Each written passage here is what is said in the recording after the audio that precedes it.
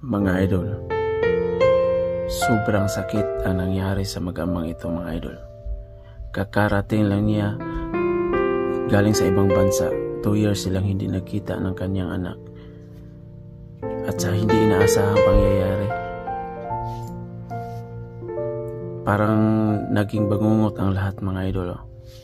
Tingnan nyo, mga idol, ito yung inararo ng SUV sa NAIA.